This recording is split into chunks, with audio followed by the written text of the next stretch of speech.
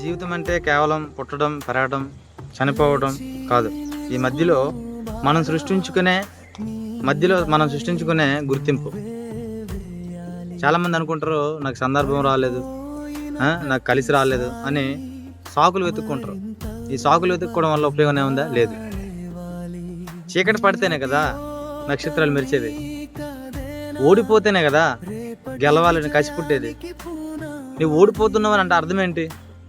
నీలో మెరిసే నక్షత్రాలు పుడుతున్నాయని, నువ్వు పుట్టడానికి సిద్ధంగా ఉన్నావని కదా.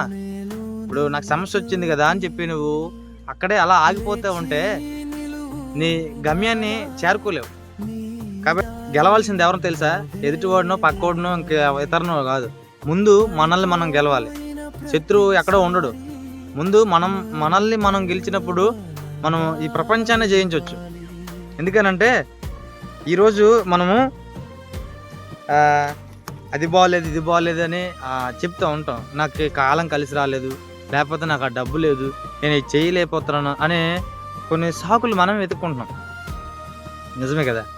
ఈరోజు ఎంతమంది లేరు అలా? చాలామంది అదే రీతిలో, అదే గమ్యంలో, అదే మార్గదర్శిలో ఉన్నారు. కానీ ఏ ఉపయోగం ఉందా? రేపటి శ్రమే నేటి విజయం. ఈరోజు కష్టపడితేనే రేపు విజయాన్ని చేరుకోగలుగుతావు. ఈరోజు ఇష్టపడితేనే రేపు గమ్యాన్ని చేరుకోగలుగుతావు.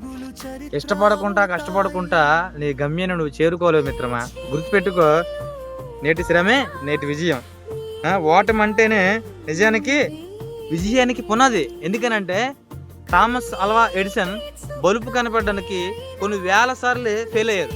కానీ ఎడిసన్ అన్నారు ఒక మాట, ఈ బల్బు ఎందుకు వెలగదో చూస్తా, నాకు వేల మార్గాలు తెలుసు అన్నారు.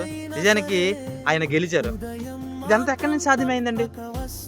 నిజానికి ఆయన ఓడిపోయిన తర్వాతే కదా సక్సెస్ సాధించారు. నిజానికి ఓటమి అంటేనే కదా పునాది అంటే. ఈరోజు నేను చెప్తున్నాను ఈ మాట, నేను చెప్పింది కాదు, చాలామంది పెద్ద వారందరూ కూడా దీన్ని చెప్పారు, చేశారు. ఎందుకనంటే వారందరూ ఓడిపోయిన తర్వాతే సక్సెస్ వైపు పరిగెట్టారు. ఓడిపోయారు ఫస్ట్. అందరూ మనలాగా అవమానించారు, నిందల పాలయ్యారు, గమ్యాన్ని చేరుకోలేక పరిస్థితి. అయితే వాళ్ళందరూ అనుకుంటారు నేను ఇచ్చేయలేదు, అది చేయలేదు అనుకోలేదు. చాలా మంది చేసిన తప్పదే. ఎందుకంటే ఓటమి అనేది గెలుపుకి పునాదండి. నువ్వు ఎప్పుడైతే ఓడిపోయావో అప్పుడే నీ విజయానికి నువ్వు సక్సెస్ అవుతావు, నీ గమ్యాన్ని నువ్వు చేరుకుంటావు. ఈరోజు నేను చెప్తున్నాను, నేను చెప్పింది కదా, చాలా మంది చెప్పారు, ముందు చెప్పాను, ఇప్పుడు చెప్తున్నాను. ఇప్పుడు చాలా మందిలో ఒక వ్యక్తిని మీకు పరిచయం చేస్తాను. అబ్రహాం లింకన్ చెప్పులు కుట్టేవాడు. తన తండ్రి ఏదైతే చేశాడో తను కూడా అదే చేసినటువంటి పరిస్థితి. ఒకరోజు ఆయన ప్రైమ్ మినిస్టర్ అయినప్పుడు ఒక వ్యక్తి ఆయన అడిగారు, ఏమని తెలుసా? యూ రిమెంబర్ యూ ఫాదర్, అంటే మీ నాన్నగారు నాకు అంత ఇంగ్లీష్ రాదులండి, మీ నాన్నగారు మాకు చెప్పులు కుట్టించేవారంటే, ఎస్ మా నాన్న చాలా గుడ్ వర్కర్ అని చెప్తాడు. అంటే మనం చేసిన పనిని ఎప్పుడు కూడా కించపరచకూడదు, అవసరం లేదండి. ఎందుకంటే నువ్వు చేసే పని నీకు గుర్తింపు ఇస్తుంది, అదే సక్సెస్ని ఇస్తుంది. థామస్ ఎడిసన్ కూడా అదే చెప్పారు. ఓటమి అనేది మొదటి పునాది. ఆయన ఎన్నో వేల సార్లు ఓడిపోయారు, ఒకరోజు గెలిచారు. ఇది ఎలా ఎలాగో నేను చూస్తాను అన్నాడు. చెప్పినట్టుగానే చేశారు కదా. మరి వీళ్ళందరూ ఎక్కడి నుంచి రాలేదు కదా, మన మధ్య నుంచి వచ్చిన వాళ్ళే కదా. ఈరోజు ఓటమి అనేది సక్సెస్కి బెస్ట్ డెఫినేషన్ అండి.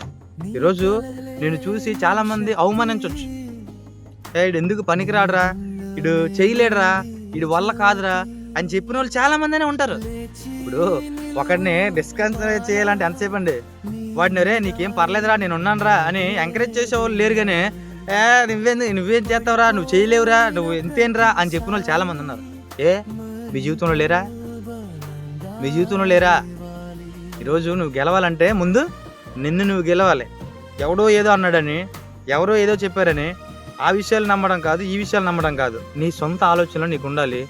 పైగా నీ సొంత జ్ఞానంతోనూ పైన దేవుడి జ్ఞానంతో కూడా నువ్వు కొద్దిగా ఆలోచించి నిర్ణయాలు తీసుకోవాలి. అప్పుడు నువ్వు సక్సెస్ అవుతావు. ఇంకో విషయం ఏంటంటే ప్రయత్నం. ఇందాక మనం చెప్పుకున్నాం కదా, వీళ్ళందరూ కూడా ప్రయత్నం చేసి విజయాన్ని సాధించారు. నాలుగోది, ఎవరో వస్తారని ఎదురు చూడకు. ఎవరో వస్తారు, ఏదో తెస్తారు, ఎవరో వస్తారు, ఏదో ఇస్తారు. ఎవరు వస్తారు, ఏమిస్తారండి? ఈ ప్రపంచంలో, ఈ లోకంలో ఎవ్వరు ఎవరికి ఏమి ఇచ్చేది లేదు, ఎవ్వరు ఎవరిని చూసేది లేదు. నిన్ను నువ్వే చూసుకోవాలి, నీ కుటుంబాన్ని నువ్వే చూసుకోవాలి, నిన్ను నువ్వే చూసుకోవాలి. ఎవరో వస్తారు ఏదో తెస్తారని చూస్తే మనం ఇక్కడ బ్రతకలేం. ఎందుకంటే అందరూ వచ్చి మోసం చేసిన వాళ్ళే. చూడండి, కాలం చాలా విలువైందండి. ఈ కాలం అనేది ఎలాంటిదంటే మనము సమయం ఉన్నప్పుడే దాన్ని సద్వినియోగం చేసుకోవాలి. సమయం దాటిపోయిన తర్వాత, కాలం వృధా చేసిన తర్వాత నేను ఆ కాలంలో చేస్తాను ఉంటానంటే అది అవ్వదు. ఎందుకనంటే ఎంతసేపు అది అవ్వదు. ఇప్పుడు మన జీవితాలు మారాలంటే ఏం చేయాలి? ముందు మన మీద మనం నమ్మకం పెట్టుకొని ముందుకు సాగాలి. కష్టపడడం అంటే కేవలం పని చేయడం మాత్రమే కాదు. కష్టపడడం అంటే కేవలం పని చేయడం మాత్రమే కాదు, ఇష్టపడి పని చేయటం. అలాగే గమ్యం చేరే వరకు మీ పని విశ్రమించకూడదట. మీరు అనుకున్న దాన్ని సాధించేంత వరకు, మీరు అనుకున్నది సక్సెస్ అయ్యేంత వరకు దాన్ని అలా సాగిస్తూనే ఉండాలి. ఒకరోజు సక్సెస్ అనేది మీకు సాధ్యమవుతుంది. అలాగే నీ కథ 10 మందికి స్ఫూర్తి ఇవ్వాలి తప్ప నిన్ను చూసి 10 మంది ఇచ్చేసుకోకూడదు. ఇప్పుడే నీ జన్మకు ఒక అర్థం ఉంటుంది. ఫ్రెండ్స్, ఈరోజు ఈ టాపిక్ చెప్పానంటే నా జీవితంలో నేను చాలా నేర్చుకున్నాను. నా జీవితంలో నేను చాలా కోల్పోయాను, చాలా పడ్డాను. కాబట్టి ఇది కొన్ని నేను సొంతంగా క్రియేట్ చేసిన ఉన్నాయి, కొంత నేను సర్చింగ్ చేసింది కూడా ఉంది. సో మొత్తానికి ఇది నా జీవితంలో కొన్ని గుణపాఠాల ద్వారాగా, బాధల ద్వారాగా, నిందల ద్వారాగా, అవమానాల ద్వారాగా ఎదురైనటువంటివి ఈ సందర్భాలన్నీ కూడా. ఇదే నేను మీకు ఒక మోటివేషనల్ స్పీచ్గా చెప్పాను. వీడియో నచ్చితే లైక్ చేయండి, షేర్ చేయండి, కింద కామెంట్లో మీ ఆలోచన విధానం ఎలా ఉందో తెలియజేయండి. Okay friends, thank you.